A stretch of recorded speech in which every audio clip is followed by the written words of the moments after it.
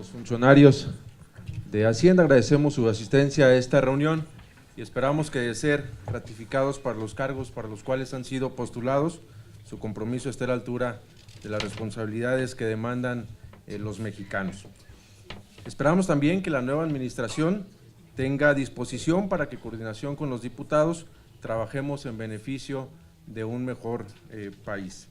El reto que tiene la administración de López Obrador es grande porque gran parte de su discurso significa cambio y hacer las cosas de manera diferente. Hoy tienen la oportunidad y esperamos que la confianza de los mexicanos sea honrada a través de la toma de las mejores decisiones en beneficio del país. Desde que se aprobó la reforma fiscal en 2013, a los diputados de Acción Nacional nos preocupan varios temas que consideramos que requieren urgente atención y que, con el conjunto de las voluntades de todas las fuerzas políticas pueden ser resueltos en beneficio de los mexicanos.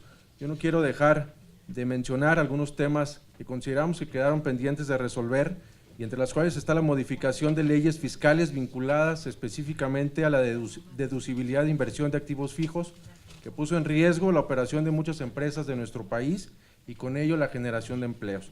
También tenemos como pendiente revisar la ley del impuesto sobre la renta para regresar al esquema de operación de los pequeños contribuyentes, los repecos, que hasta antes de la reforma fiscal tenían un régimen de contabilidad simple que se volvió excesivamente rígida con el régimen de incorporación fiscal. Es urgente regresar a los esquemas fiscales que demostraron su efectividad y su relación con los ingresos y operación contable de dichos contribuyentes. También, en materia del impuesto especial sobre producción y servicios, apelamos a la sensibilidad del nuevo gobierno ante la justa demanda de disminución del precio de la gasolina.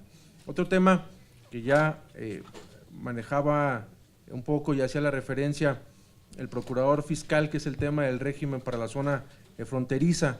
Desde que se aprobó la homologación del IVA en la frontera como parte de la reforma fiscal, nosotros en Acción Nacional nos manifestamos en contra de esta medida que, como fue prevista, ha impactado directamente en la reducción del poder adquisitivo de las familias de nuestra región, así como en la disminución de la competitividad. Es un paso importante, por supuesto, que el presidente López Obrador reconozca lo complejo del tema al proponer recientemente su programa de reducciones a la tasa del ISR y del IVA en la zona fronteriza. Esperamos que en el paquete económico que se presentará en próximos días se refleje su promesa y encontremos los consensos necesarios para disminuir la tasa, pero en todo el territorio fronterizo, sin excepciones, incluyendo todos los estados como Baja California Sur, Quintana Roo y la región parcial del estado de Sonora, tal como se encontraba planteado en la ley del IVA vigente hasta antes del 2003.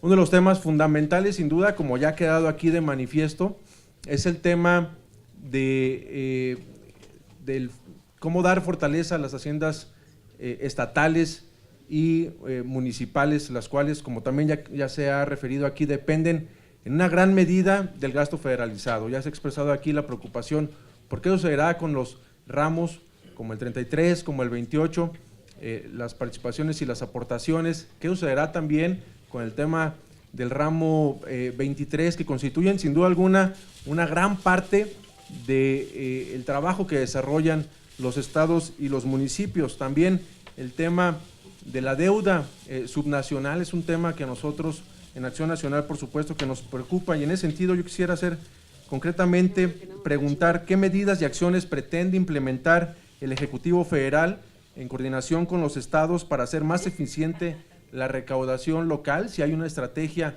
en ese sentido, y cómo se puede fortalecer el federalismo fiscal sin debilitar la autonomía de los estados y los municipios. En razón de lo anterior, los diputados de Acción Nacional manifestamos nuestra disposición para trabajar en conjunto con ustedes en beneficio de México. Muchas gracias. El principio del que yo parto es el siguiente: en México recaudamos muy poco. Tenemos que ser muy cuidadosos desde la Secretaría de Hacienda y los legisladores en cada propuesta, porque cada punto que demos de exención o de algún beneficio tiene que tener una contrapartida de ajuste, porque no hay muchos márgenes de maniobra. Yo creo que este es un tema en donde tendremos que trabajar, incluso si queremos hacer una reforma en el año 2021, algo así, es algo que tenemos que ir pensando de manera conjunta con mucho cuidado, pero partiendo del hecho de que los márgenes son muy delgados.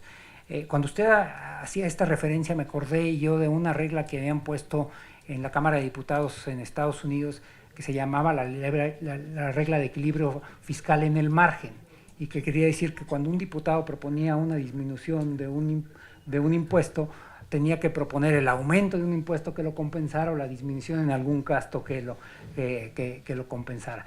Esta es la tensión que tenemos que resolver de alguna forma, y justo tendremos que pensar cómo vamos resolviéndola. El diputado Marco Antonio Andrade me hizo una pregunta muy interesante, que era que a partir de la experiencia de mi trabajo en organismos internacionales, ¿qué país veía yo como referente para México? Y me pareció interesante porque yo en realidad le he pensado al revés.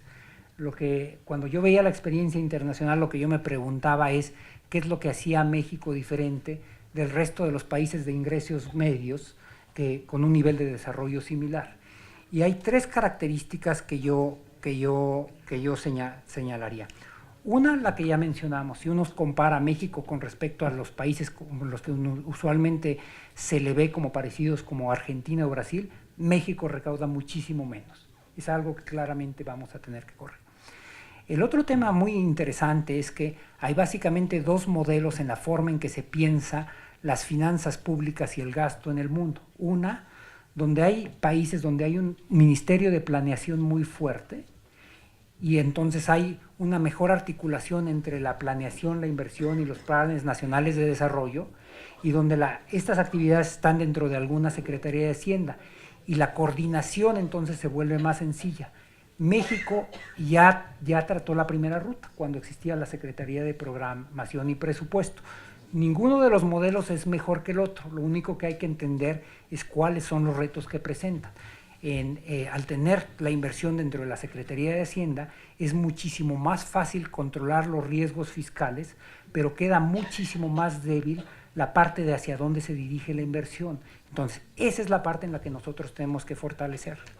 La otra característica que fue para mí muy interesante al haber tenido una experiencia en un organismo internacional es que si uno ve los países de América Latina, los países federales son minoría.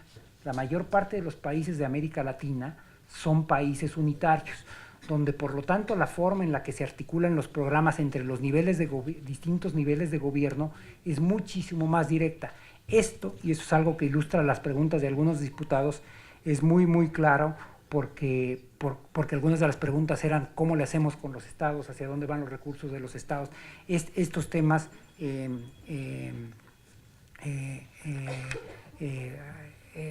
son de los retos que habrá que atender. La diputada